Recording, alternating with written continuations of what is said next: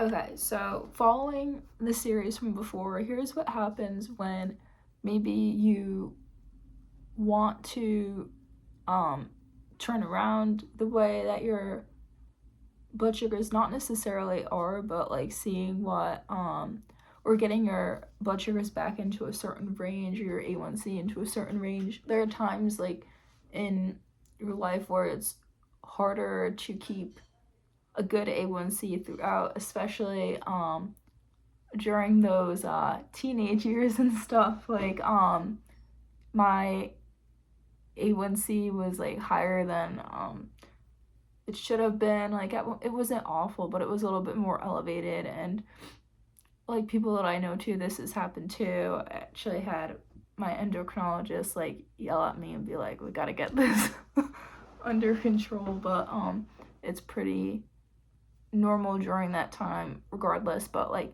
so how do you get it back on track? Or at least for me, like how do I get it back on track? Like basically what you do is you have your doctors yell at you like they did with me, and you I don't know, you sit there and you talk with your doctor and you try to get your rates adjusted. Something that I'm really bad about is you're supposed to bolus, put in insulin before your meals, and sometimes I'll get hungry and just kind of eat anyway, and you don't want to do that because well, it's something I'm working on. I don't do it all the time. There are different types of insulin in general too. Consult with your endocrinologist first, but there are different types of insulins based on their level of responsiveness. Yeah, so that's one of the ways to if you want to, that could be contributing to your blood sugars being a certain way.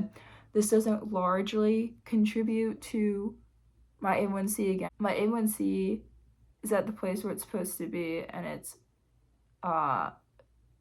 regardless anyway, but that's just like one thing, one example.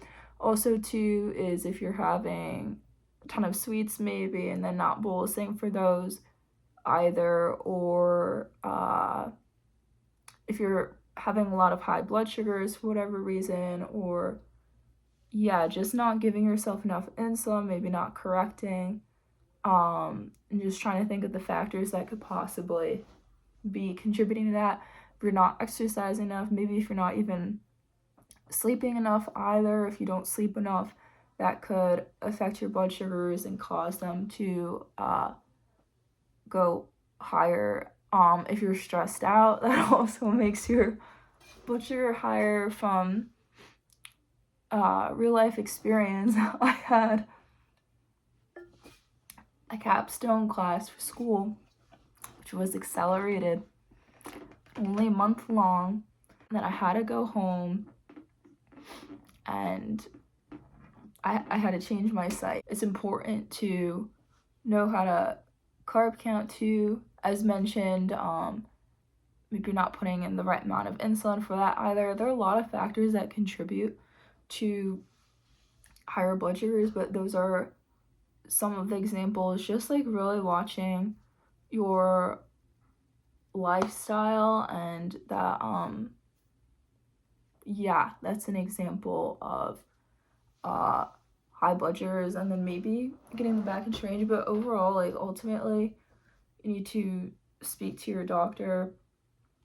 I'm not a doctor, but this is just from my experience.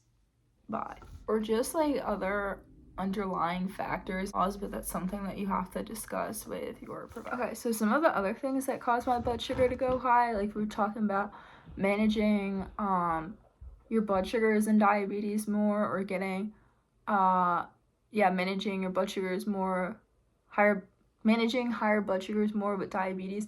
Some other things are when you get colds, and I made a video about this a really long, your blood sugars tend to go higher, and depending on what type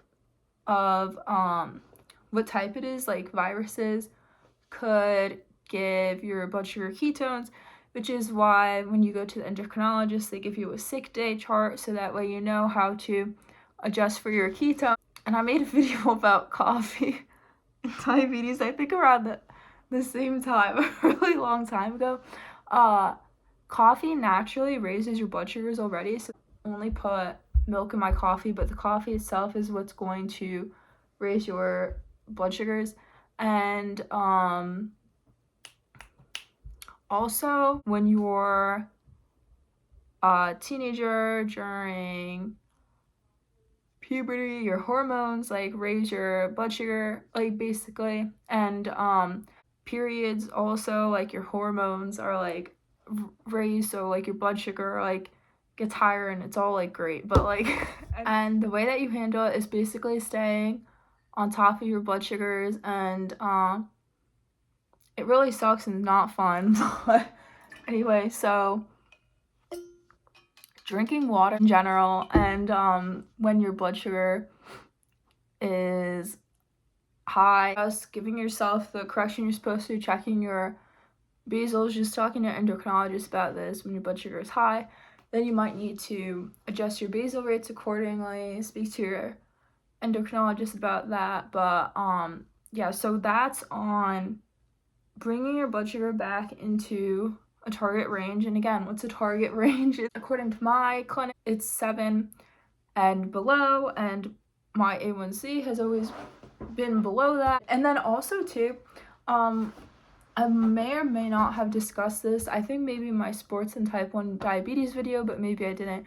Certain exercises can raise your blood sugar or cause it to drop too. Sports that have actually raised my blood sugar more, and then other ones obviously drop it. But it's weird. I think it has to do with like inclines and declines. Drop. This is a really weird one, but when I've gone skiing too, my blood sugars have changed. Also, when I've been up in a plane too, and I don't think this is too far off because I've discussed this with my endocrinologist, but again, it's like not like 100%, it's just more from personal experience really. But it's something about the altitude that, at least personally, that's what I found. Okay, also too, certain types of food, like Chinese food raises my blood sugar. All the soy and the different sauces like in there like really raise your blood sugar. And it's just really carby too. Also, certain types of cereal will raise my blood too. Like I've had more particularly oat squares or sugared cereals, which I try to not have in general just because they're not really that healthy. But oat squares, if you've ever seen them. And then even the wheat squares or whatever, which don't really have sugar, but combination of the cereal and the milk together just really isn't good and just spikes my blood. Although one time it doesn't really taste good, so I don't have it that often. Almond milk and together didn't raise my blood as much. Maybe it's just the milk, I don't really know. Also to of course, like syrups like raise your blood, like if you have regular syrup versus sugar-free syrup with pancakes or something. And Italian food raises my blood too. So if you are having those types of foods, something that you want to do too is and I just figured my blood is going low right after I just had dinner. That is great. It's really not clearing up well. Look, 72 and going down, and I obviously have a ton of insulin on board because I just had dinner. Rice really raises my blood sugar too. I just had rice, but apparently it made it go down today. You can't really tell with these things. That's great having grown up in the household. Rice every day for dinner. I can't just stop eating rice, like obviously. That's just like how it is. Okay, so basically you could go on your insulin pump, and I'll show this a different time, is that you could do an option to do square wave. It distributes the insulin differently, at least when you're having Italian food or Chinese food or anything like that. And I'm just not gonna like stop like eating these foods because I like them, and like I literally have like rice every day for dinner. But anyway, so and chicken and like whatever, so I'm not just like having carbs. But so yeah, those are on the things that make your blood sugar high, and just managing those blood sugars and getting them back into a certain range. Just to clarify, it's not just rice, it's rice and beans. People that before that it was rice, and before that it was like literally lentil soups when I refused to have the beans. Thanks for watching. Bye.